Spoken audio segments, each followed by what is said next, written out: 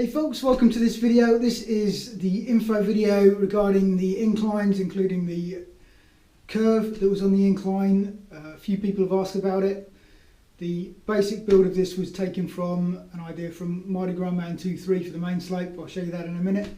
As always, the builds that I do aren't necessarily the perfect ideal builds I'd like. I do it with the parts that I have, the elements that I have, and just try and get something to work and do what it needs to do at the time. So this is not the last final version of inclines and curved inclines, etc.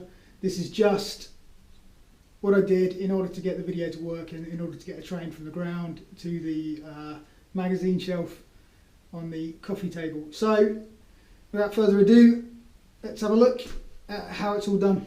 So here's a slightly closer look at the incline. As you can see, it does slope, and the pieces that the track is connected to is sloped as well. This is capable because I've got rockers under here. Here's one that's taken off of the track, and you can see these rockers here. These just allow the top plate to slope at the right angle, and it just means that the bottom plate can stay on the ground. So I'll put a link to Mardi Gras Man 2-3's video on that, because he's the one who came up with it and tested it originally on YouTube. So it's his idea in operation here, and it works rather well. I don't know whether I'll keep doing this. It's not the sturdiest, and it's not very scalable. I suppose it's a bit tricky to put together, but it certainly works and it does the job, and it did the job really, really well in the latest video. So now on to the curve. So this is the curved slope. Here you have the normal power function curves going on in the inside. For the inner curve on the outside though, there is power function curve and also a bit of flexible track in between each curve. And that's how I get the wider turning circle. This though doesn't actually stick on the pillars.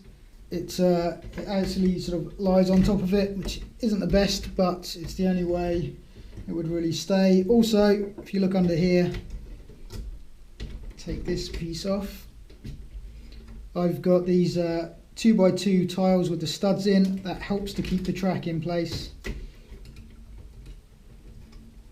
And also it helps with a sort of a camber, so that when the train's going around it, it is actually leaning into the curve rather than just being flat.